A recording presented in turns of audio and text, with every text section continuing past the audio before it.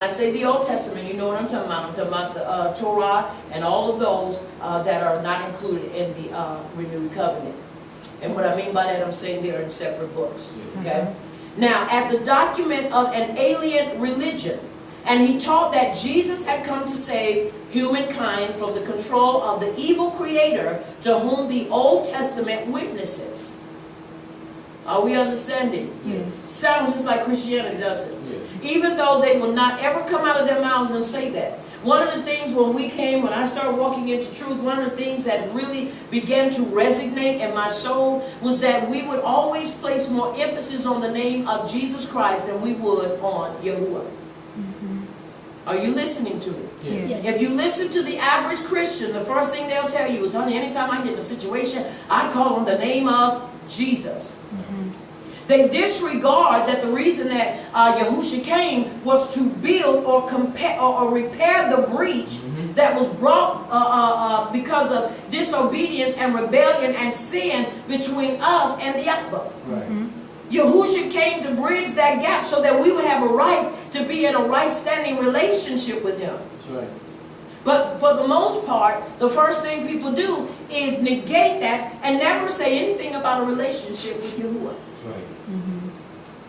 And it is so. It is so.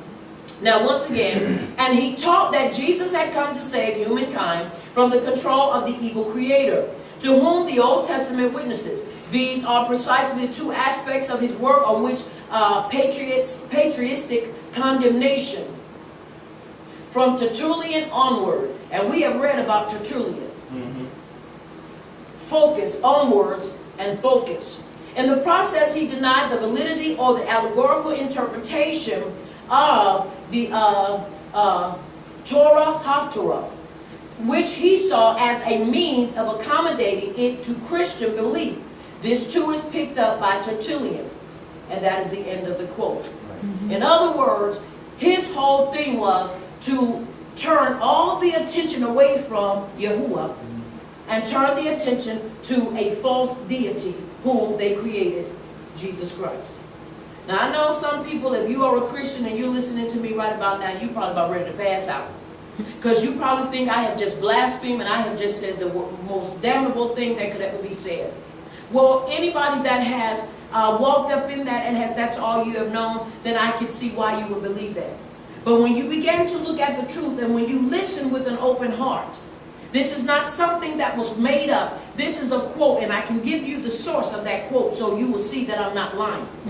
This is why we should never sit up and debate. If anything, let's get information out there and show people the right information that will bring us to a place of development, and it will bring us to a place of maturity. Folk debating over stuff that's wrong. Now once again, I'm going to read that again. I'm going to read that quote. Marcion, we may conclude, was important for two reasons. He rejected the Torah and the Haftarah as the document of an alien religion. An alien religion. It's our way of life.